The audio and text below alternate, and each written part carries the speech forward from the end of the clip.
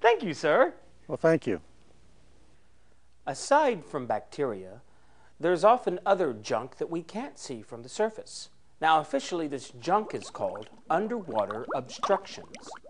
To explain underwater obstructions, junk, we're speaking with Miss Jean Wright of the Galveston County Health District. Miss Wright, could you please explain what you mean by underwater obstructions? Underwater obstructions are natural things like rocks or old tree stumps. Unnatural underwater obstructions include all the other garbage that ends up in our waterways. This garbage ranges from glass containers to rotting pier pilings to lost boat propellers or even the entire boat. All of this can be found lurking just below the surface of the water. What advice do you have for our viewers today?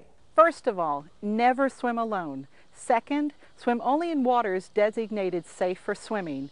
And third, never, never, never jump or dive into a body of water that you are not completely familiar with. The consequences can be tragic. Yes, tragic. Injuries can range from cuts to broken bones to head injuries or worse. Thank you, Ms. Wright. Well, we've been given a lot to think about. But before we go, there's still one more serious issue we should discuss. We're talking with Mike Pugh of the Harris County Health Department. Mr. Pugh, would you talk with us a bit about drowning? Well, drowning can occur in about any body of water. Not knowing how to swim, boating without the proper life-saving equipment, and not having lifeguards or adequate adult supervision can spell disaster at any time. But I understand that natural bodies of water, like rivers and lakes, can present additional drowning hazards. Yes, there are two major hazards. The first is the uneven bottom.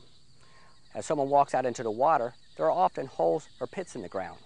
Stepping off into one of these can surprise even the most experienced swimmer. You said that there were two major hazards. Yes, and the second is currents. In swift-moving rivers, it's easy to slip and be carried downstream. And in the Gulf of Mexico and other large bodies of water, undertows and riptides cause an average of 70 drownings in the Houston-Galveston area each year. Even the strongest of swimmers is often unable to overcome these forceful currents. So what's your advice for our viewers? Only swim in areas that are designated safe for swimming.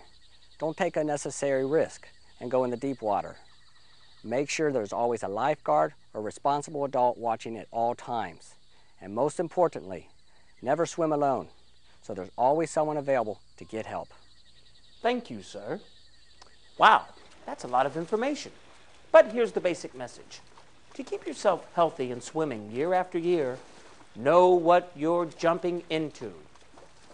Now, where's my dinosaur? Ah, Terry, what are you doing over there? Come here and help me. Here, taste this. Looks good, doesn't it? Terry, what happened? Oh my goodness.